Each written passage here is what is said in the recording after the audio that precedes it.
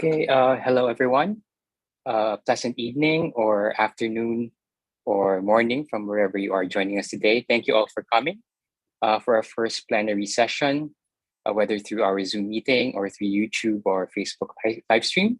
We know a few participants and attendees earlier have had problems accessing the meeting through Zoom, but we hope you have nonetheless found the first 12 panel sessions today rich, productive, and thought provoking. We thought of today's plenary as a way to cap our first day at the conference and get us all together to perhaps collectively think and discuss counter mapping, what it means for us in theory and practice, how we have encountered it in our own works, and what trajectories we can collaboratively chart with this loose yet very practically useful term.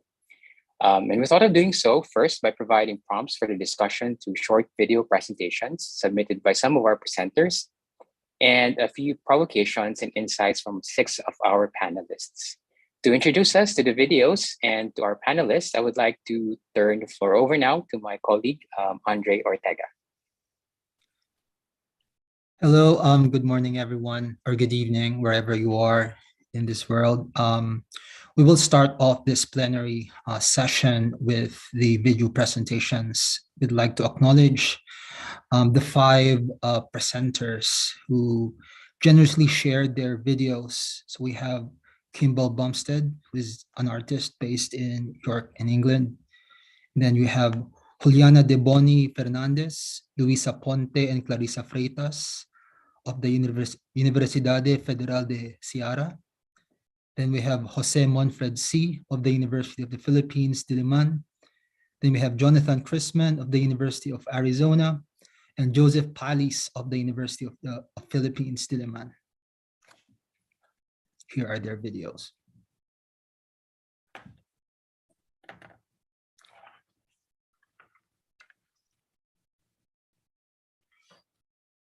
How does it feel to be a body in a space? You're a physical body in a physical space, and you're always somewhere. How does it feel to be in the place you are right now? How does the air feel against your skin? Is it warm, cold? Does it feel close to you or far away? Can you sense the feeling of the air above your head? And how does the ground feel under your feet or the seat on which you're sitting?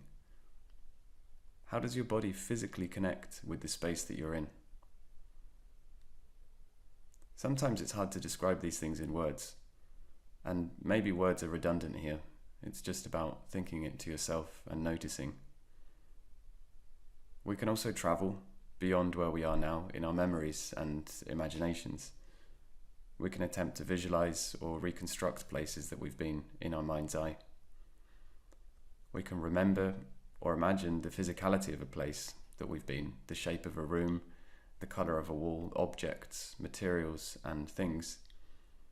But we can also take ourselves back to the emotional experiences of being in places, memories, and the stories that we have in them. Our associations with places are probably not fixed, because in each place that we know, it will embody multiple stories and experiences, and our feeling towards certain things may be contradictory. So how do we capture these things that we feel with our bodies? How can we map the multiplicities of experiences of being in places? And how can we communicate something so inherently subjective to others? Drawing, specifically the physical act of making marks on paper, is a truly embodied form of visual communication. The marks we produce with our bodies come from within us. Our gestures and the marks they leave are as unique as a signature. In my artworks and workshops, I explore how mark making can be used as a tool to tune into and record sensory experiences. The marks on paper are a visual trace of the way that something was experienced, a touch, a sound, a feeling. Textures, gestures, pressures, hesitations, slips and slides all appear in the drawings. In one workshop activity, pairs work together to draw maps of personally significant places onto each other's hands with touch, whilst the other draws in response to the touch they feel. The drawings, which one might call maps since they're representations of places, are actually a byproduct of an experience. The maps are ambiguous and sketchy, and they could mean different things to different people. So they cannot be universally understood, and perhaps only by those who made them. But the aim here is not universal understanding, but rather an exploratory process and a tool to tune in, both as a connection to where we are in the here and now, but also to aspects of places we remember that may not or cannot be put into words. So I would argue that my unmapping projects are a form of countermapping, in the sense that they highlight the value of subjectivity by acknowledging and validating the multiplicity of experience in places, reminding us that each time we walk down a street, we might see it in a new light.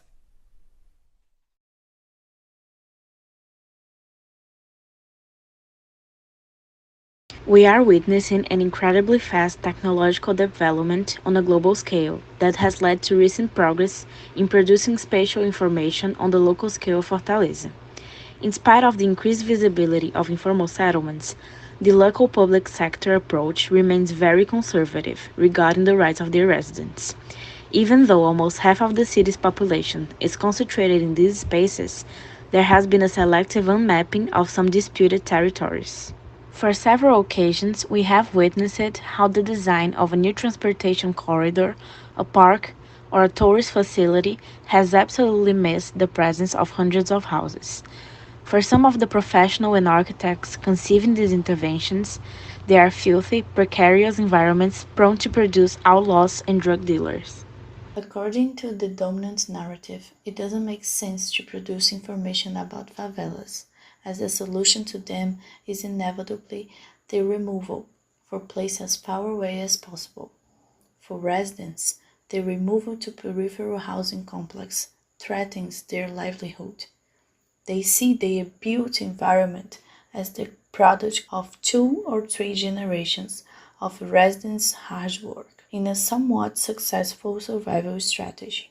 Having listened to that on several occasions, we find it urgent to make visible the untold residents' narratives, now that technology allows us to break state monopoly to produce spatial data, facilitating the creation of civic maps.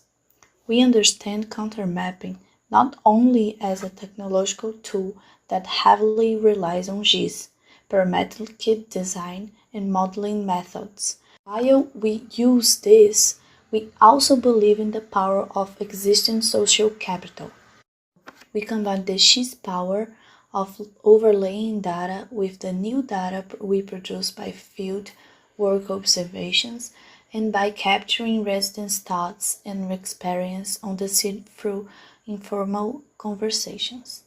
Yet, in order to assess community narrative in a respectful and ethical manner, it is necessary to earn community trust, something that takes time and that we take very seriously. The field's work is an important component of our practice, and it breaks the stigma between students who are future professionals and residents. We are not driven by the mere production of maps and publications per se. We aim at raising residents' understanding about the positive and negative consequences of public urban interventions in their daily life. This might empower them to dialogue with public stakeholders, be it through formal invited participatory channels, be it through subversive invented political spaces.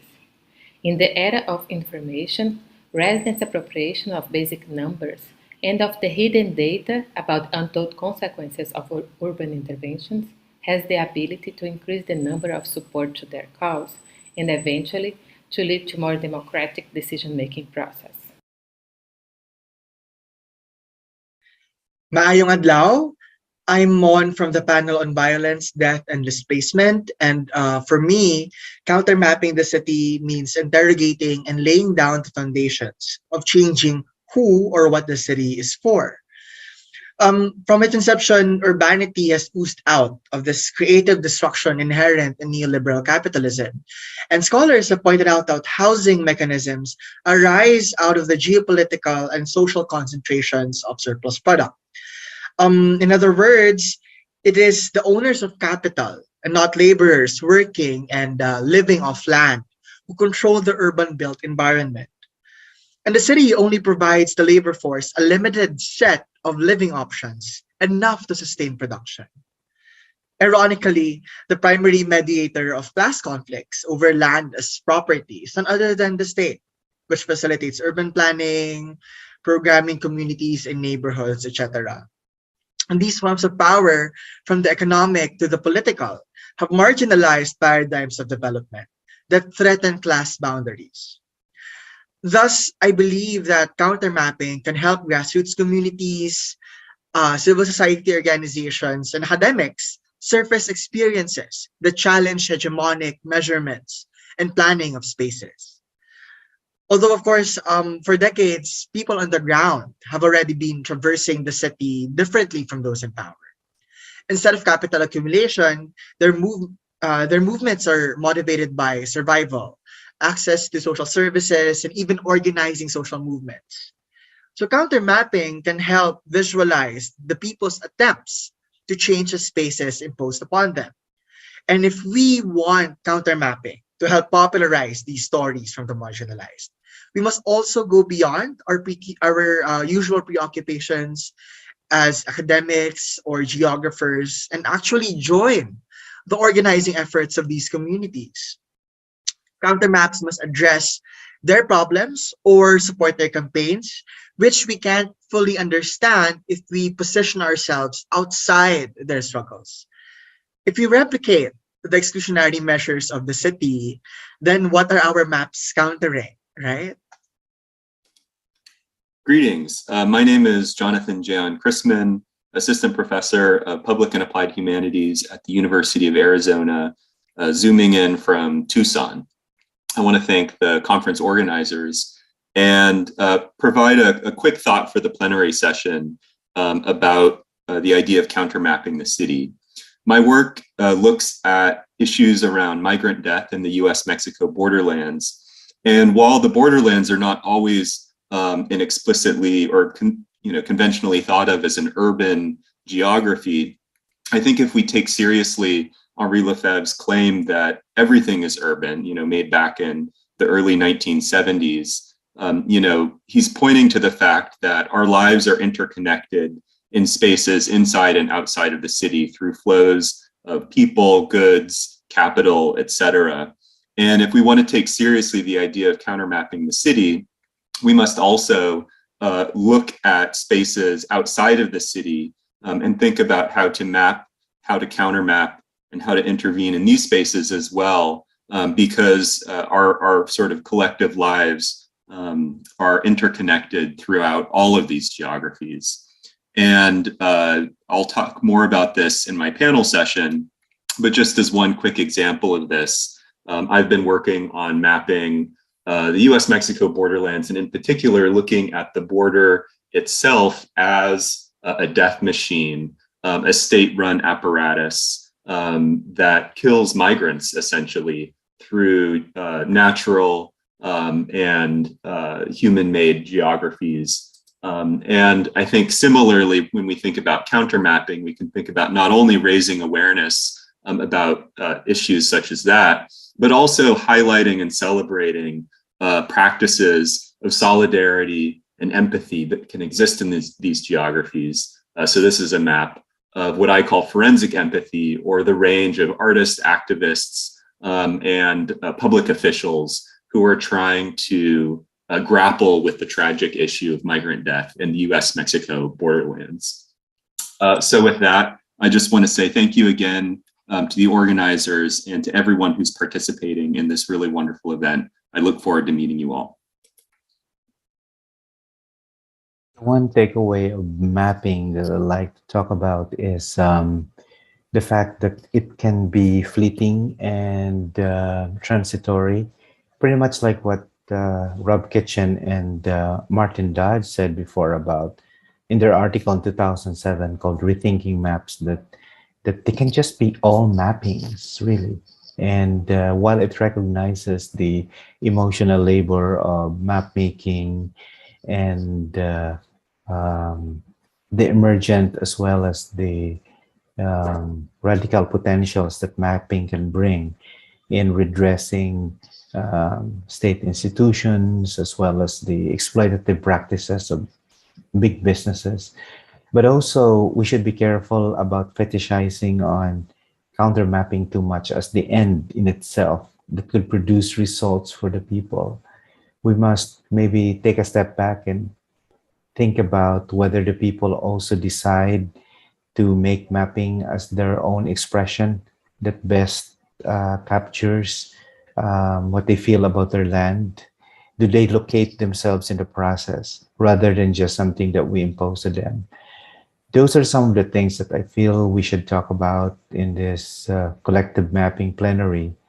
And that counter mapping should also be seen as something occurring in other nether worlds, such as, for example, the use of art or creative mapping as ways to also reach a broad range of audience and up, destabilize really what has been traditional, not only in art, but also the way representation is always conceived and portrayed and depicted by cartographers.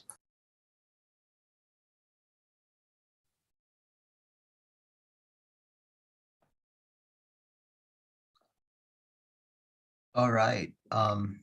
We would like to thank our the contributors for these video presentations. We appreciate their generosity in sharing their thoughts and provocations.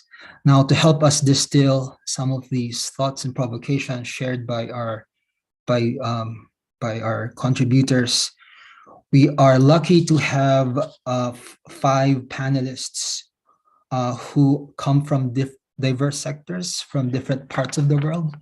And we will start our sort of discussion by having each panelist share their thoughts for 2 to 3 minutes each. So I will introduce them, and then each panelist will share some of their thoughts.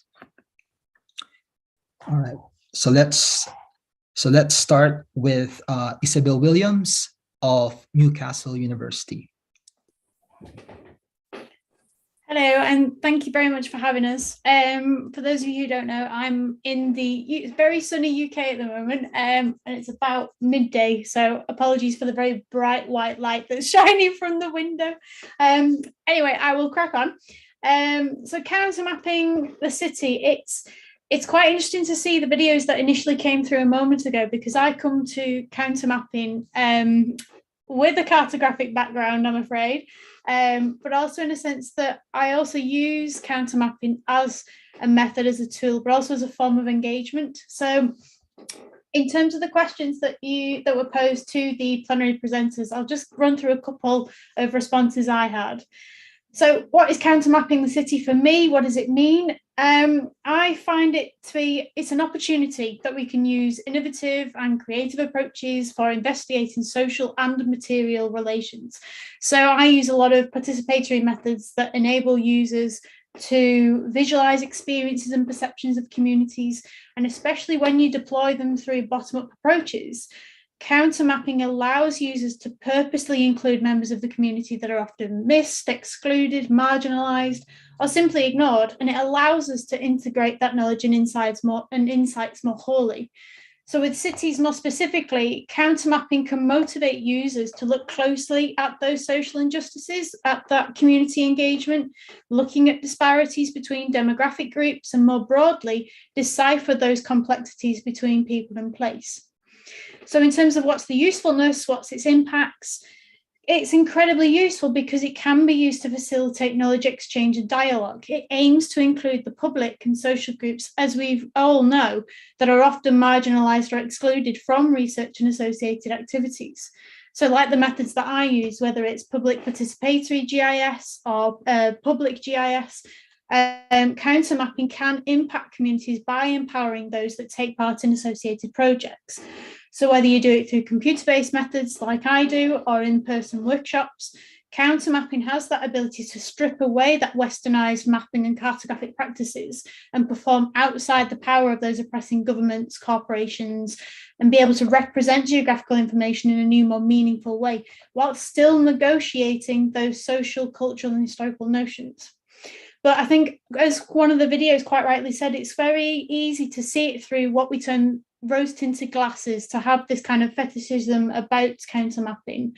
The methods themselves aren't entirely without restriction or issue, because whilst they can still empower people, especially those who can take part, you can still exclude, restrict local communities, such as the use of tools and technologies, because not everybody will know how to use them. Not everybody will know how to engage with these kinds of methods. In the same way that pre-developed plans will always have an underlying motive, whether it's from the researcher or an individual or the government themselves. So they still have an underlying agenda and direction that, whilst those representations are quite useful as the end, it isn't an end product. And what we have to remember is they often require further validation from those whose data is presented. And more often than not, representational accuracy is still given less attention, and it results in this additional bias and error that time and time again, we see these kinds of things being published and put into journals, and actually the accuracy of the information that's given still requires additional proof to make sure that that knowledge that is shared is by the people, for the people, and with the people themselves.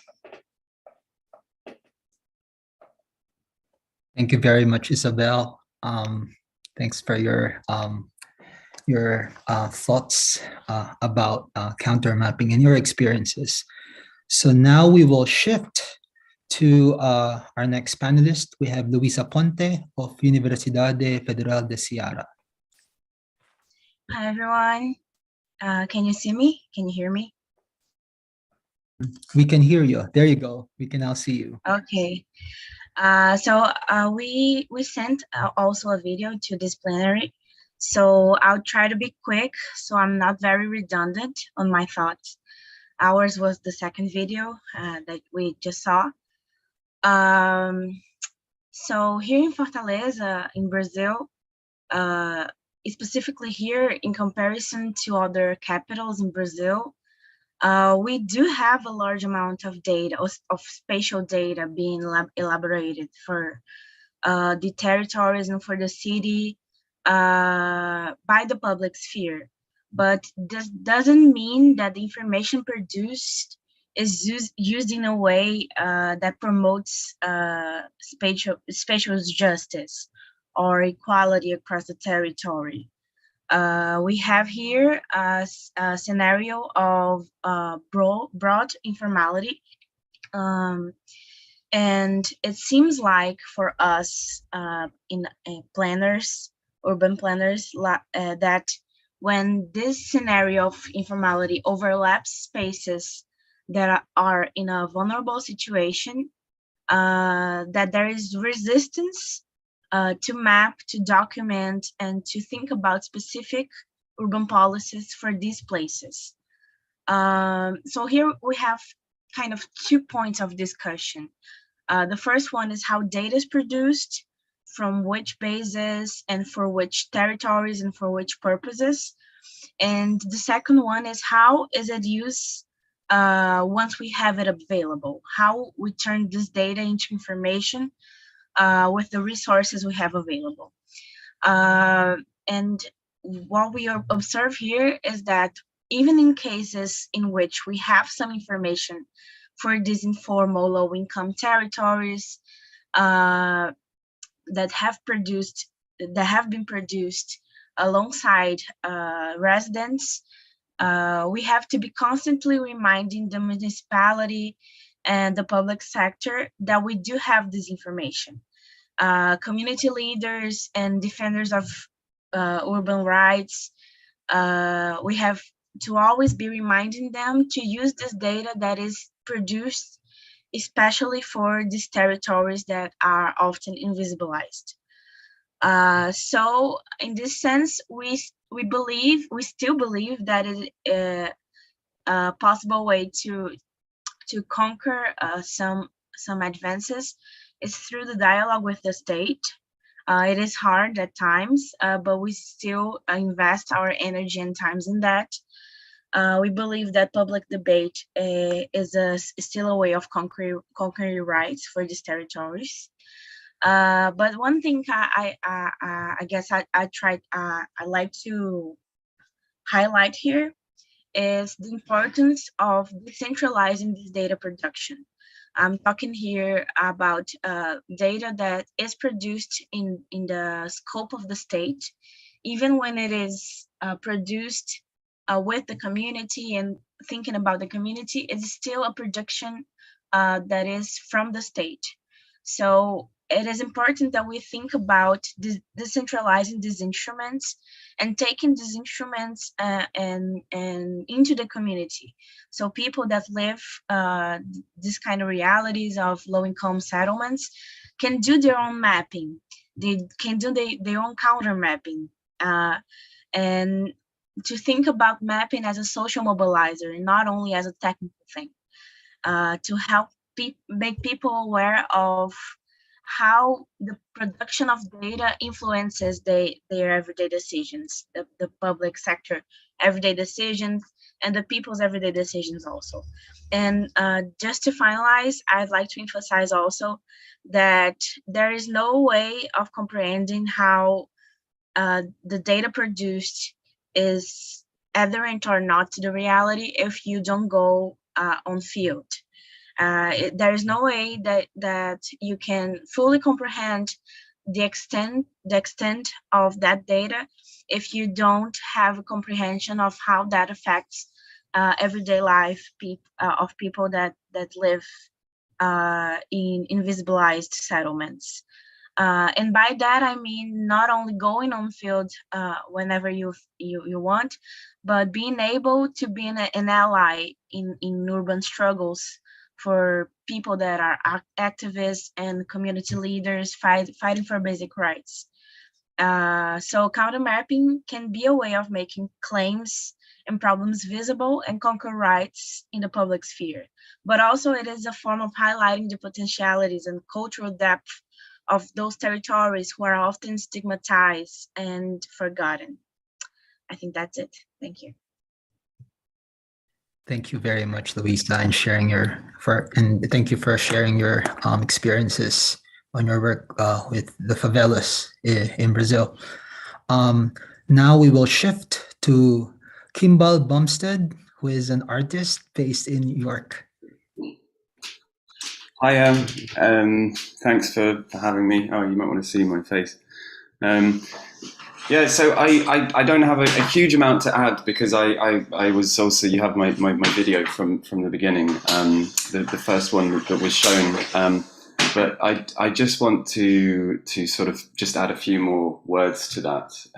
So basically, I'm an artist. I'm an interdisciplinary artist. So I work with all sorts of things, largely performative and collaborative, participatory works. And I've often been very interested in the notion of working together with other people to collect stories from places, and sort of thinking about how places embody multiple narratives, and thinking about artistic ways in which you can represent those narratives in ways that are not necessarily sort of fixed, but more sort of thinking about the role of the imagination and thinking about how places how places exist differently to different people, how we all see places in our own unique ways. So I came up with this notion of unmapping, which is essentially an umbrella title to sort of classify all of these works that I had been doing, which somehow seemed to relate to map making in the sense that they often involved drawing and often involved some form of representation of the place, which seemed to be quite cartographic in a sense, but at the same time, because it was very much about this notion of subjectivity, it seemed to go against the notion of a map, at least in the traditional sense, in terms of a strict one way of thinking. And so I came up with this notion of unmapping, and it's quite interesting because I feel like this term has been used in lots of different ways to mean lots of different things. Because in some sense it could mean to unmap something. I think it was the second video actually that was just on used the word unmapping, and in that sense, in the context of the favela, I think it was the idea that unmapping something is a form of removal or erasure, but it can also mean the idea of remapping something, sort of thinking about something in a different way or entering into the realm of the imagination. And that's really where I see it, that idea of connecting to the imaginative space, something that exists in our own minds and our own bodies. So that's a really important part of it as well, the sense of the body. How does the body experience space? And how do we capture that experience of the body in space? And so one of the ways I do this is with drawing, and often in sort of participatory workshops, collaborative projects that involve drawing together, making maps together. But these are not the kind of maps that look like, they don't look like maps. They're more about the process of drawing, the process of making marks with the body in response to certain stimuli. So that could be sensory stimuli, thinking about the sense of touch or the sense of sound, making drawings of how we experience sound, how we experience touch. But that can also mean making maps of places from memory, so making drawings of places that exist in our minds, or in our mind's eye.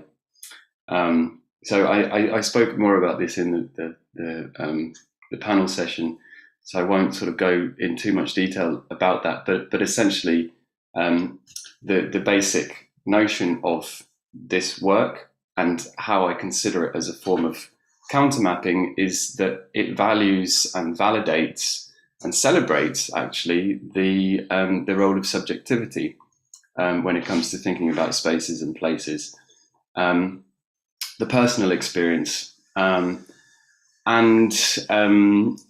how can this be used?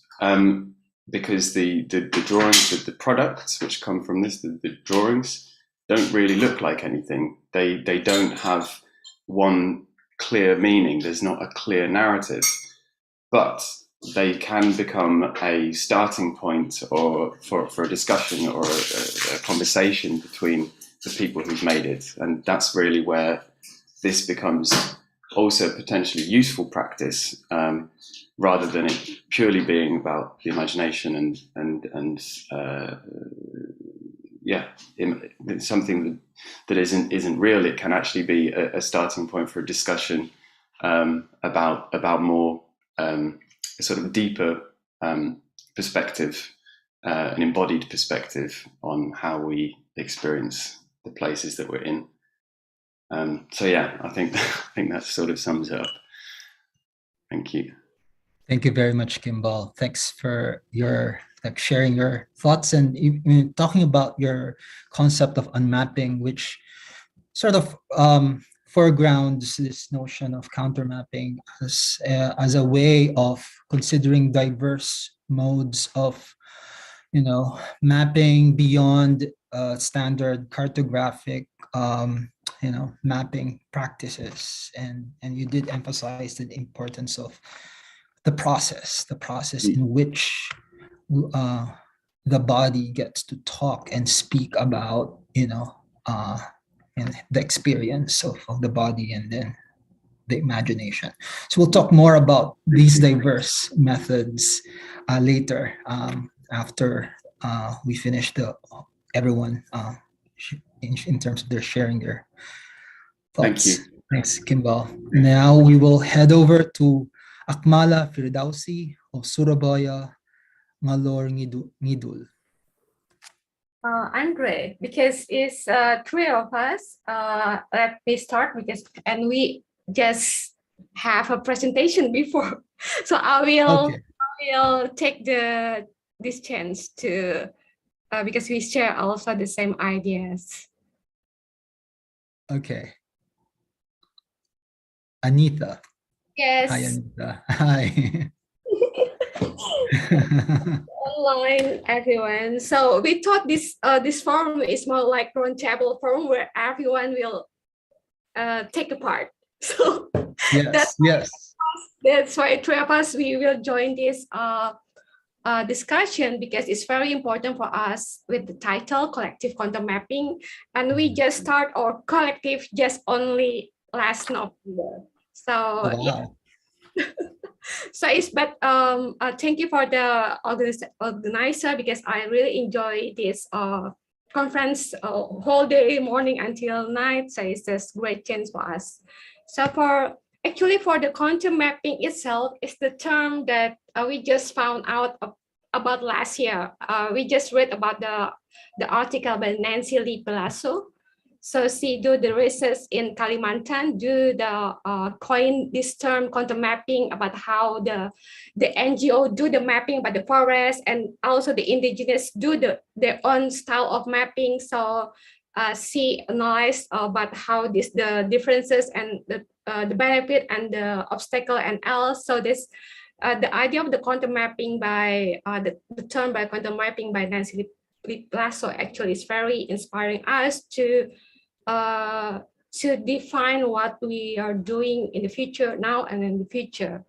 And also Nancy also do the same idea research in Java, in the forest in Java. So this the quantum mapping, and then we bring the issue in the because we live in Surabaya, the second biggest city in Indonesia. We think about the quantum mapping the city itself because first because of the absence of the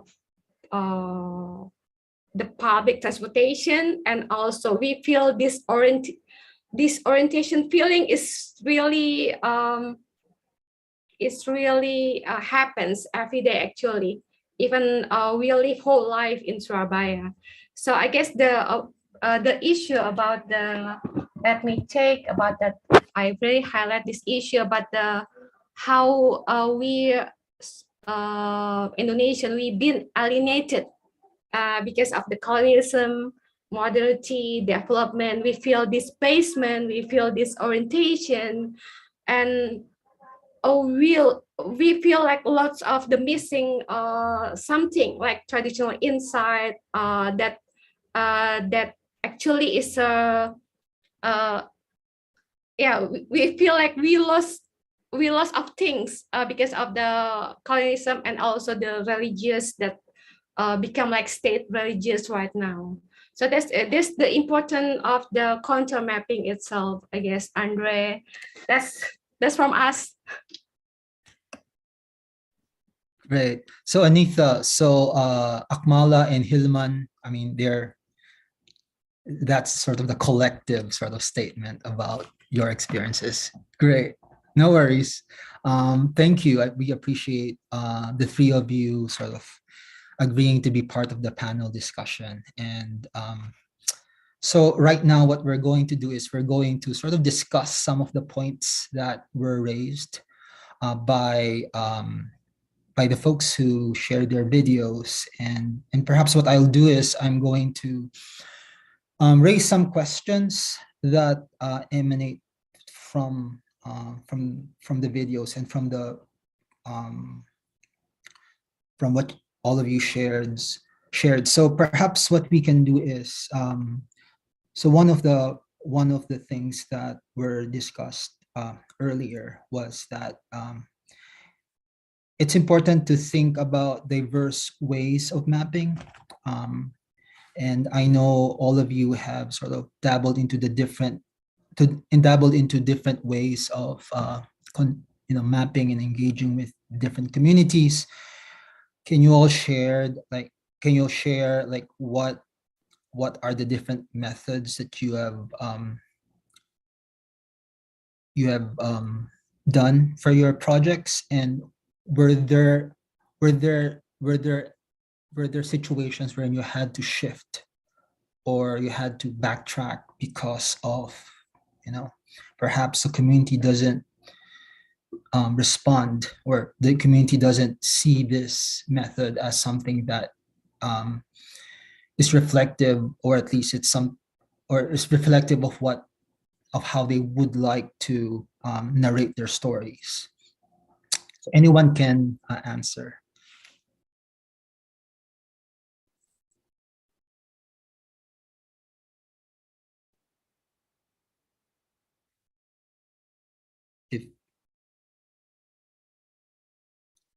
Yes, Isabel. Hello again. I suppose, especially having used counter mapping as a form of research method. So I said earlier that we use participatory public GIS. So a lot of the methods we use are web-based. So we create some form of tool or survey that allows us to collect responses purely through the internet, because we don't actually have to be there to do the mapping itself. Some of the problems we've found, again, comes back to people who they don't know how to engage with the tool. So whether it's computer illiteracy and that sort of thing. We also found issues where, and it came down to the actual research location we were using, which was in London. It's a little area called Kilburn, and the area itself, there's two Kilburns that sit next to one another. So it's like having two towns named the same that are on a map, literally next to one another, but they fall under different councils. So the problem we were having with the mapping processes that we were using was people who fell under one of the councils but not the other felt that it was that our techniques were exaggerating the inequality between the two towns. But because we weren't aware that it was split down the middle, so as I said, it's literally two towns with exactly the same name, we were looking at the one on the east side rather than the west. And when we rolled out the method to people who lived in the area of Kilburn, we were getting people who were saying, well, I live on one side, I don't live in the other. And it became very much, they wouldn't share the tool, they wouldn't engage with the tool because they felt that it didn't actually target their needs, and all it would do would exacerbate that the government wasn't putting money into their town purely because of a boundary between the two towns. So we had issues where it wasn't representative of the right participant group, purely because of these boundaries that we set using cartographic practices, like drawing a border around a particular town, which particular government controls it, and so on and so forth. And instead, we were finding that these kind of boundaries are more to do with locale and how people interpret those kinds of maps, because they were saying to us that just because we're from one area that's called Kilburn, we should still receive the same attention as another area that has the same name. So what we then found was that there was a lot of issues with the dialogue and the communications between the councils, between the residents and communities, in enforcing which territory belonged to which community. And it was something we weren't aware of, especially because I'm not from the area, that when we then start using these kinds of methods, it uncovered this completely different issue that we didn't foresee at all. And the project itself has started to snowball in a different direction because our counter mapping technique has actually counter mapped without needing to, if that makes sense. So it's useful to deploy the method, and then the method has produced something that hasn't actually existed on a piece of paper before. And it's been quite useful to see how communities see these kinds of forms of control, the issues with drawing a hard line between places, to then think about how we can think about communities more wholly, where what we should do next time is get in touch with communities from both areas and see where they would draw the line. So would they draw a circle around both towns, or whether they would still keep that division? We don't know. But as I said, what we've found is methods like this have started to uncover deeper complexities and problems that go beyond counter mapping itself and is inherent within government, control, power, society. And it's like opening a can of worms. It's caused a few problems with the research, but at the same time, it has been incredibly useful and insightful. Thanks, Isabel, for that, for sharing your experience. We have another one who would like to share his experience. We have Hilman Prakoso. Oh, okay. Yeah. Hello, my name is Hilman. I'm from Surabaya Malamudul, same as Anita, who just explained earlier. So yeah, in Surabaya Malamudul itself, as Anita mentioned before, that we know that Surabaya is the second biggest city in Indonesia, but sadly, there's the knowledge about Surabaya itself as an as the city, as the context is so little. So yeah, we as an let's say we as collective urbanists from Surabaya try to navigate and do the counter mapping that we do.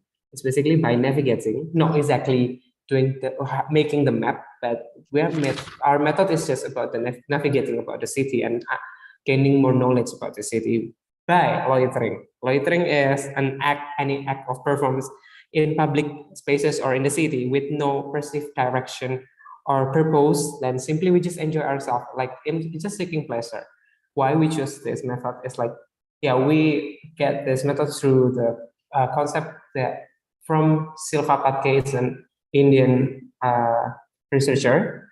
Yes, we do this loiter because like basically in Surabaya itself, there's a term called ngalor ngidul. It's a Japanese term. Basically, it's like it's a Japanese terms of loiter. Basically, yeah, just go stroll around the city to feel to enjoy yourself in the city.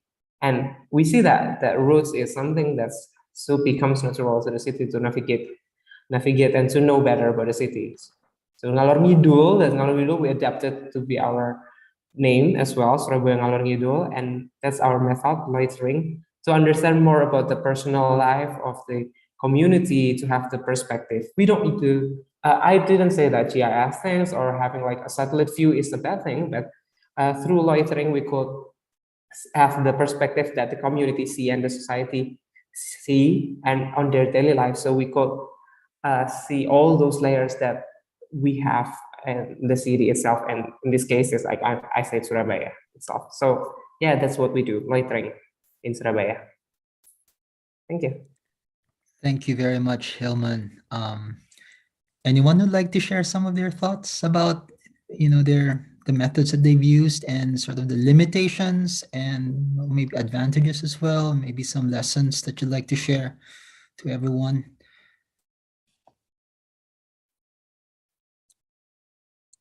Kimball.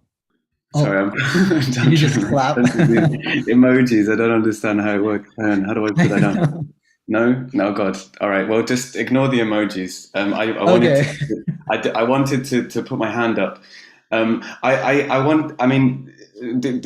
approach that I use is kind of fraught with complications in terms of it being an actual a tool of value and communication, and in a way that's sort of it's inbuilt into the process, in the sense that it is very much something that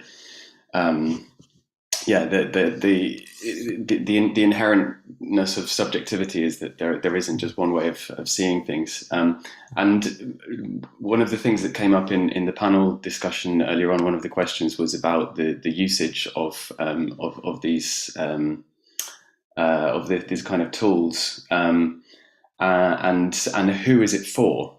Because a lot of the time when I've been facilitating a workshop or a performance, the people who have come along to participate have been people who are interested in sort of abstract or experimental forms of map making. They're usually people who are it would be people like everybody here today who has an interest in counter mapping, or people who are interested in learning about different approaches and techniques. But the question is really about how can it be useful in a broader context? How can how can we actually learn something about the world or about an area?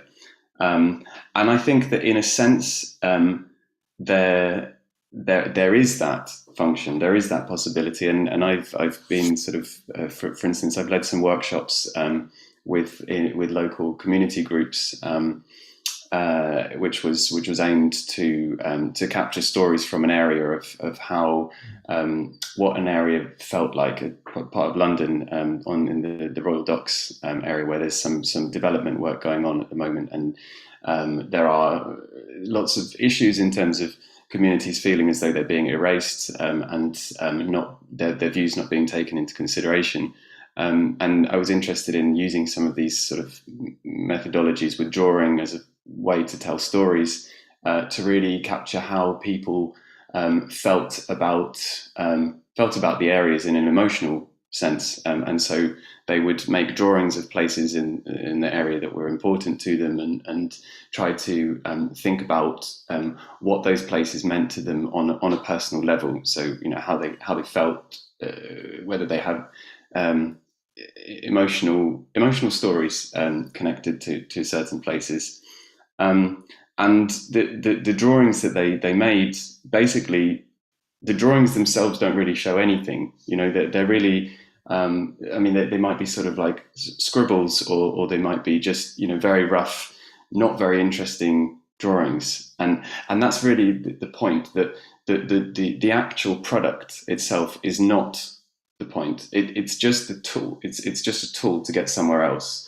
and what comes out of it is the conversation and the story. So then, after doing these exercises, we had a sort of focus group, and basically people then spoke about some of the issues that they were facing in the area, things that, places they really, really loved, and they wanted to keep keep it in a certain way, or this was really problematic because of the traffic that was going through there, and keeping a sense of community, and a lot of these things are really difficult to draw, but they're also difficult to maybe express in words, and so the process of drawing them became a way to just to jog the memory, and to then enable a different conversation. So that's kind of what I wanted to say, really, is going back to this notion of the product itself, the map, let's call it, is not the important thing. It's the way of doing it. It's the process over the product. Could have said it a lot quicker. No, that's great that you shared your sort of the details about the importance of process. And I think for all of us who have conducted counter mapping projects with communities and with different people, we have seen the importance of looking at the process, because in the process of making the mapping process, and the multiple ways in which different bodies, different different people are able to articulate their thoughts and experiences. The process in itself, map is quite important. And this leads me to sort of the next question before we go into our open forum, is like, what sorts of, one of the videos mentioned about the importance of building relations and doing some kind of solidarity work with communities. What sorts of relations have you built in the process of counter mapping?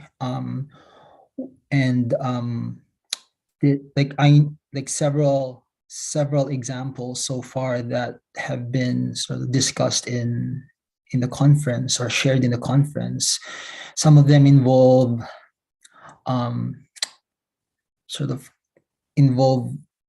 projects that question state or market or developments, that market-oriented developments.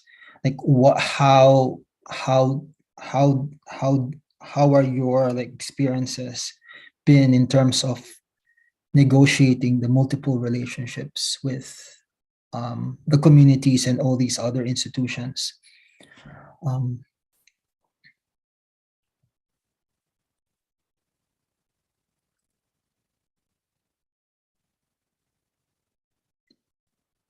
Anyone who'd like to share some of their thoughts, or maybe some folks who are participating, who are joining us through Zoom.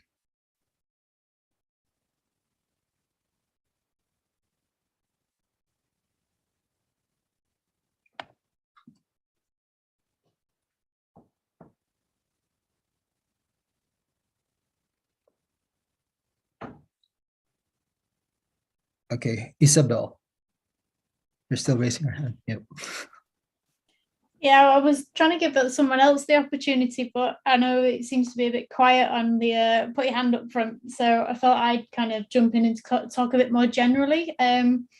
So the relations and stuff, I suppose a lot of the things with counter mapping is being able to, it's raising awareness of the problems that come with mapping practices, whether it's to do with counter mapping itself, cartographic mapping, more traditional forms of mapping, and so on. And I think a lot of the cases, when we start to think about how we navigate and how we look at kind of more intangible aspects like emotions, perceptions, experience, we've got to think about the benefits and the needs for counter mapping itself. So especially within things like market research, there is more to it than just finding out, say, monetary values and looking at wages or numbers. And there's more to the numbers than just an actual figure. So, for example, I know we've had examples of counter mapping that comes through that engages with the art sectors, where we need artists and creative professionals, how we can consider representing and communicating space and place. And I know I worked in higher education now for, oh God, I'm going to show my age, 6 years now. So the way we then start thinking about relations with counter mapping, we do it through pedagogy. So how we teach mapping, how students and other academic professionals engage with mapping practices through academia. And it's about educating and developing a more critical awareness of mapping practices and how space or place more generally is represented and communicated. We've got a lot of movements at the moment, especially within UK institutions over the past couple of years, which is to do with decolonising our curriculum, thinking beyond just your typical white middle-aged men that produce peer-reviewed papers and books and stuff. But we also think about how we can not necessarily push them aside, but how we can look at alternative views for counter mapping, in the same way that when we start building this network of counter mapping practices and relations, there is more to it than just this standardized practice. It's not just a westernized front. And I know a lot of students I've taught in the past, you will ask them what a map is, and they will come back with an ordnance survey, or they'll come back with something off Google. And Google technically isn't a map, it's a navigational device. And it's starting to understand the terms, what comes with the ideas about counter mapping. And then once you have an idea of the potentials and the possibilities, you can then start branching out and really reinforce those relations with others in other sectors beyond just your institutions. Well, thanks for sharing your thoughts and experiences. So right now we'd like to open the floor to to the audience for sharing. Feel free to share your thoughts and or ask questions. And like Mon would like to ask a question. Actually, Andre, I wanted to engage your last question, the one answered by Isabella. Yes, please. I hope you don't mind me chiming in because I already submitted a video. But just maybe a very, very short input from my case. And I think this would resonate more with our counter mapper academics and practitioners here who work closely with communities and organizations in relation to issues like displacement and development aggression, because as you've seen throughout the whole conference, there are many sites of applying counter mapping. And in my case, I do work closely with communities and social movements, and I think that in developing counter mapping projects with them, lenses or practices from community organizing will be very important, like how we need to build our relations first with the people we work with and foster solidarity with them, because the questions of what, why, and how to map emerge from these communities that we work with. They actually know what they want to map, the places that they wish to change for their own sake.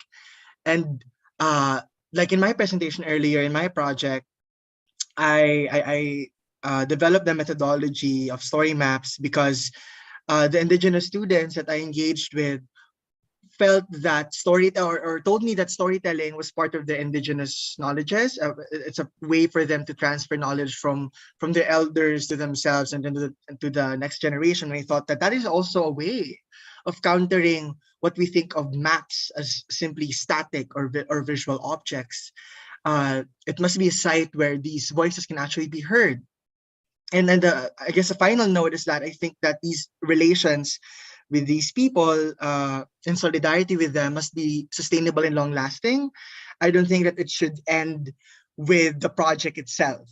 No, we have the idea of a parachute scholar who would just go to these sites and write about it and then already leave. Definitely, I think that if we rethink the word counter in the word counter maps, it must also it may also mean countering the objective of a map itself, right? If a map is a representation of a place, I think as counter mappers we also need to be part of the process of making that place into a reality and not just an image or a story on a map, right? And I think that I just want to highlight how the Save San Roque Alliance and I believe that the counter mapping network PH is working very closely with City of San Roque, and it just amazes me how their maps are actually being mobilized into reality. And of course, that reality is still difficult, especially given the political climate in the Philippines. But these efforts by academics and activists, and of course, and most importantly, the community members, are aiming to make that map into actual places.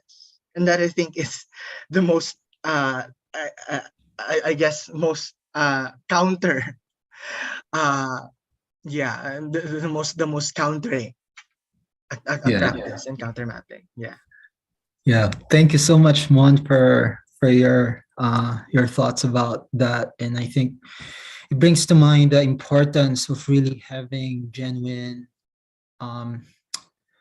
connections, or even to be truly committed to transformative politics. How can we actually support communities who are struggling and fighting and making a socially just future, right? So and for me also, engaging in counter mapping projects is sort of it's a mode from which we can even question the wall that separates academia and the communities from which universities are situated, or at least the outside world. It's a reminder that we need to think about what we're doing and what's the purpose of the things that we do as scholars, or perhaps we need to create a space from which there is this active engagement that can truly lead to change. So it's like maps alone are not enough, because as we all know, and as we've seen, and maybe some of you have experienced this, like that the map outputs that you have done can actually be appropriated by the state or by certain interest groups that will ultimately go against the interests of the communities that we are partnering with. Thank you so much, Mon, for that reminder. And we have Oni, who would like to share some of her thoughts. Hi, Andre. Hi. Thank you for the opportunity.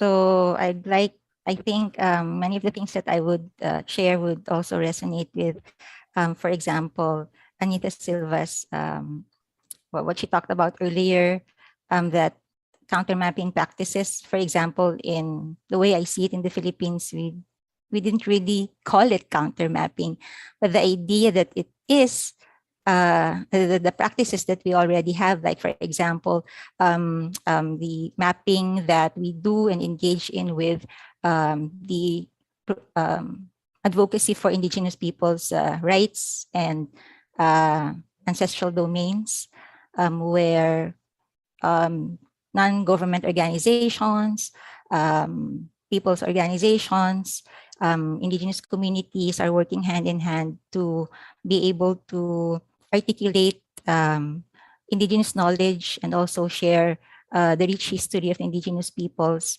in the process of claiming the rights to land, which has been a very strong advocacy in the Philippines for a very long time.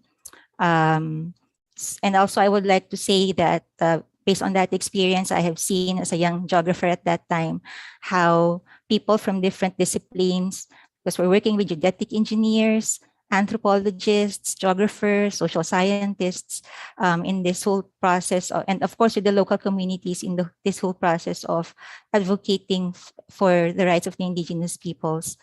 Also, that in relation to that, I think that we also need to think about how we can carefully engage in the process of mapping, because it has to also be sensitive to local culture.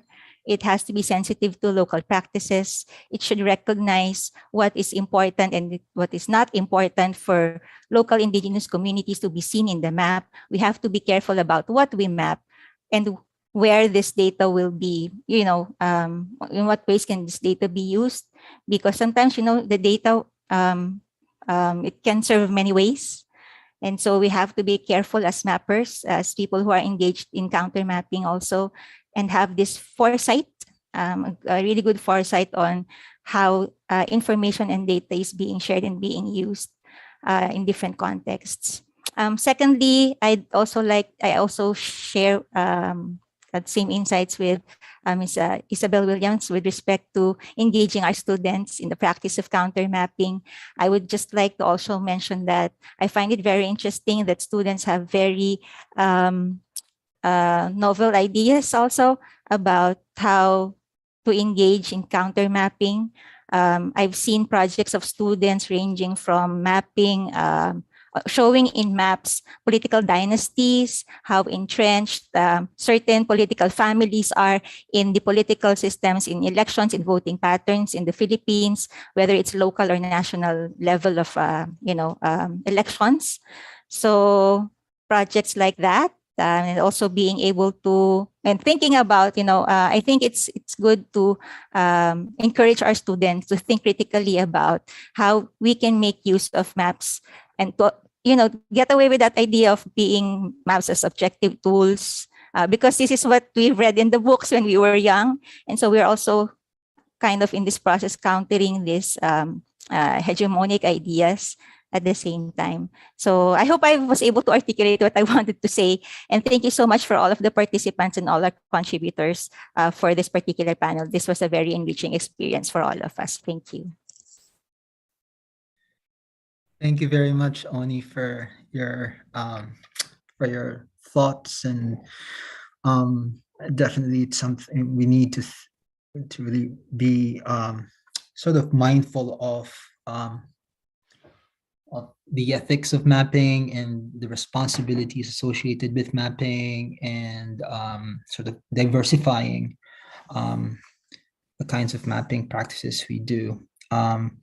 So right now, perhaps I'd like to get some thoughts from, not just from the panelists, but also from the audience about, moving forward.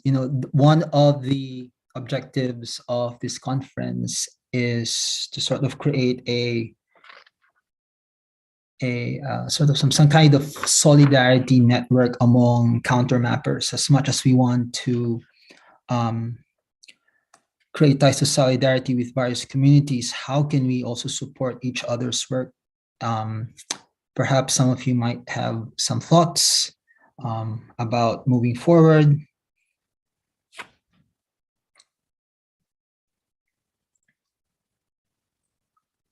Let's see. Anyone? Joseph. Hi, Andre. Thank you, everyone. Really good provocations from everyone. Oni, that was wonderful. Mon, wonderfully said. Isabel too. And I was in the session with Kimball earlier where he spoke about unmapping, and I was so taken by it. And it reminded me of a lot of other projects and activities that were done by people. I think one of the things I wanted to emphasize in this plenary is to recognize that we do things differently. There's just not one way of doing counter mapping.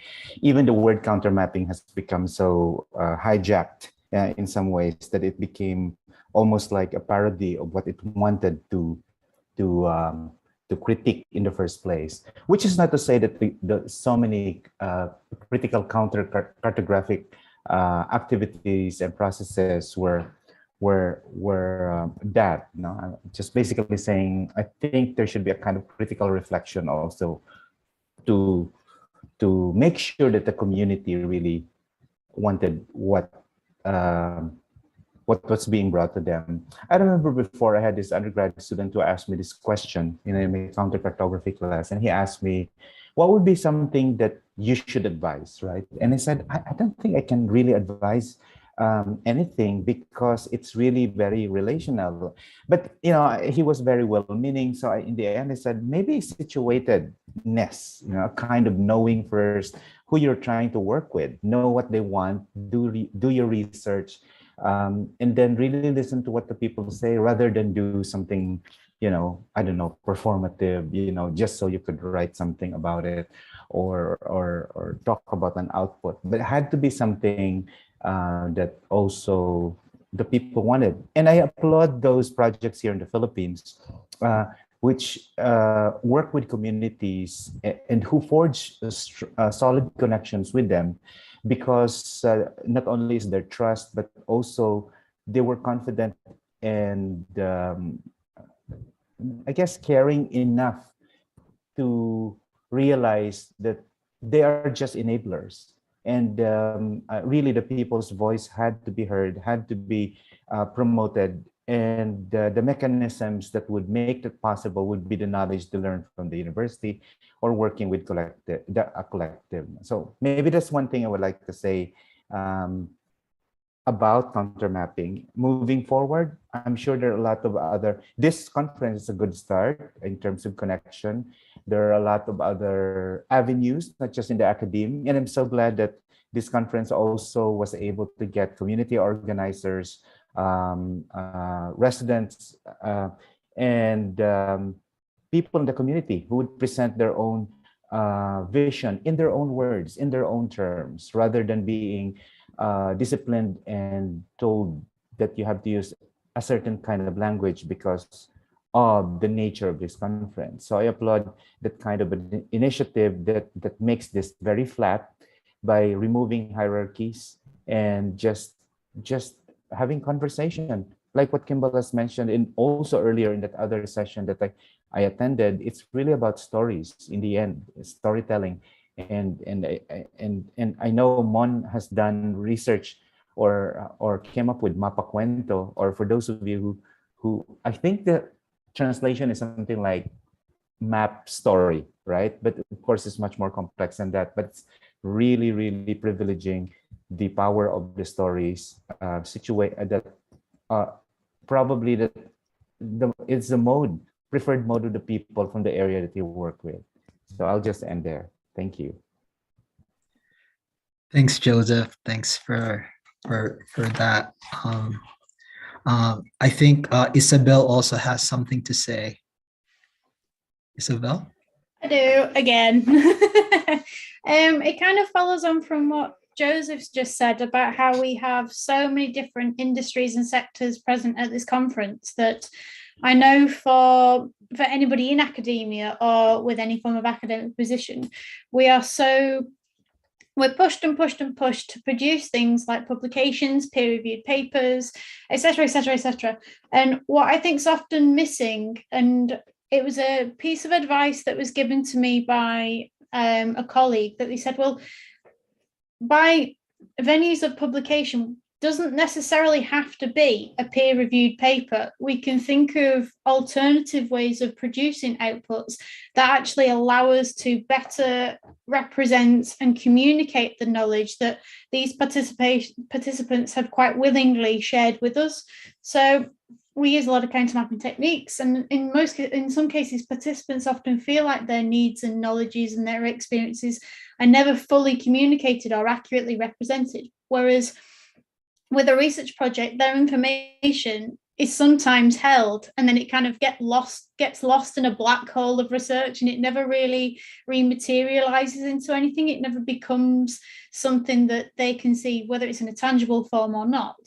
However, we can use these alternative publication formats to build a better platform of infrastructure so that we can collectively do it meaningfully. So for example, I was moderating a panel this morning and it was panel 3A, and the number of different kind of visual formats and data graphics that were produced to communicate different types of counter mapping techniques of people's experiences was incredible. And whether you've got posters or whether you've got graphs or whether you've got or whether you do have maps, you can use all these different types of formats to still communicate whatever it is that you've been finding out.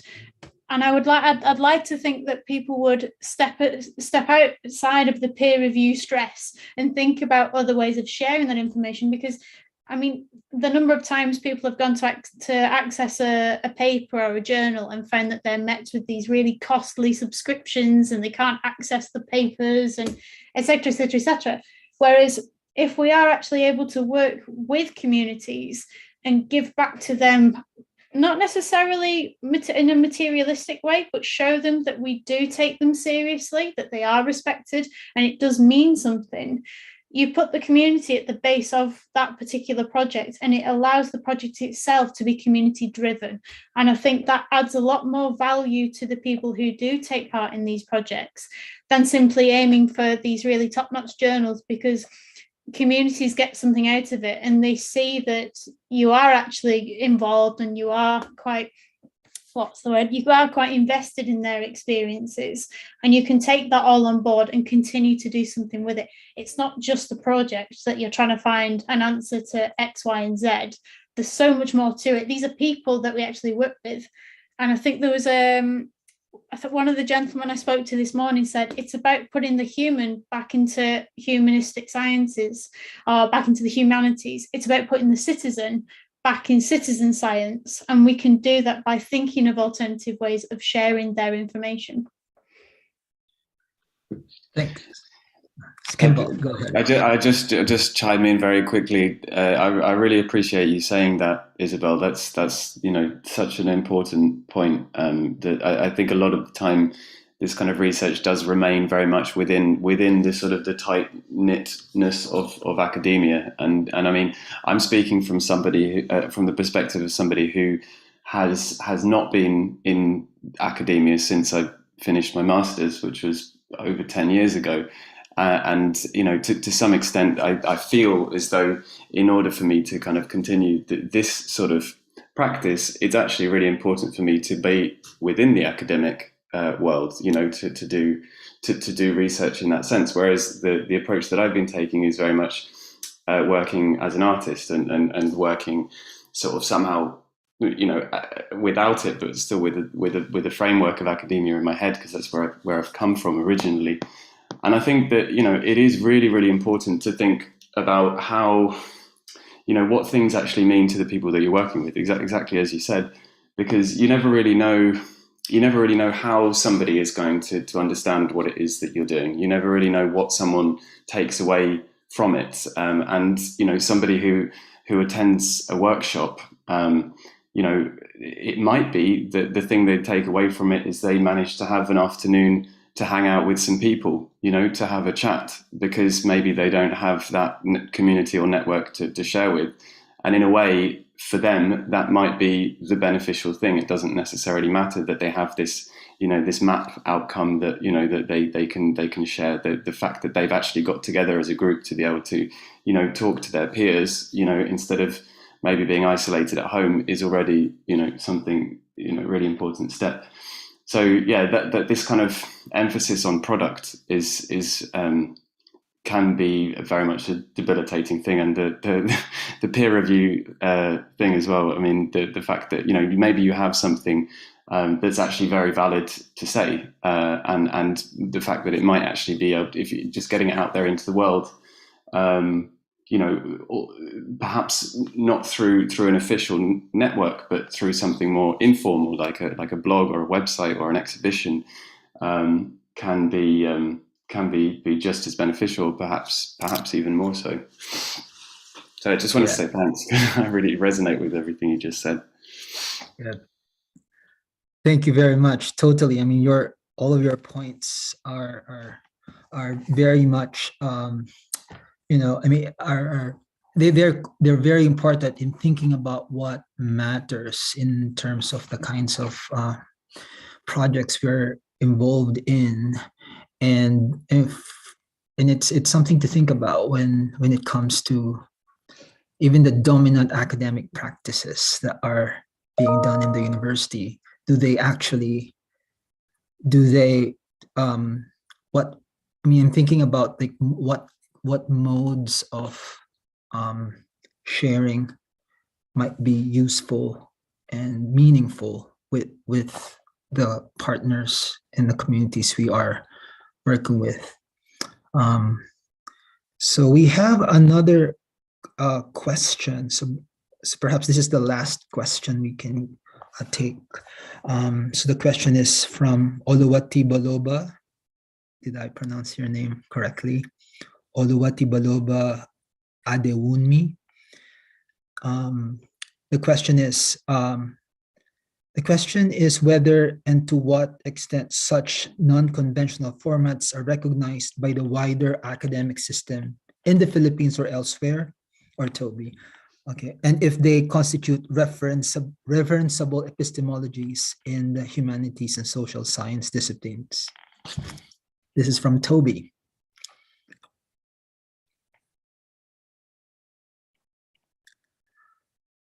So anyone who'd like to share their thoughts? Toby shared this question in the group chat.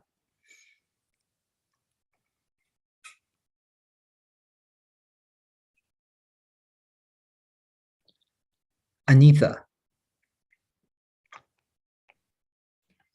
Toby and Andre, even like we are not academia, but actually it's very important from this conference about how we think about the pedagogy itself. The university is not accessible for everyone. So that's very important to think about also. I believe this forum also not think about the academic system per se. So that's a walking as pedagogy, mapping as pedagogy is also can be it happens in Indonesia that a lot of alternative school or courses is very important to support the ecosystem of the education itself. So I hope this is also another concern related to the question itself. Thank you, Andre and Toby. Yeah, thank you. Great. So I think I think we can end the plenary session with these thoughts. I would like to thank everyone. I'd like to thank the panelists for agreeing to be part of the panel session. I'm sure we will have more conversations around these points around what, around counter mapping practices, and perhaps towards the end of the conference, we can sort of raise points or discuss ways of moving forward. So with that, thank you very much, everyone. Thank you. Thank you. Thank you all. Thank you. Thank you for sharing. I think I hope we could continue again these conversations, many other different venues within and beyond this conference. So with that, we end a very packed day one of our conference. So we hope you could join us again tomorrow for day two. We have 8 more panels, 3 posters, and 1 plenary session. And the first sessions will start at 9 a.m. Philippine time, with panels on the anti-eviction mapping project and on gentrification in the urban imagination. So thank you again to all the presenters, the moderators, and participants for taking time to join us today, participate, and share your thoughts. This has been a very rich and rewarding day. Have a pleasant day or night, everyone, and we hope to see you again tomorrow. Thank you. Thank you.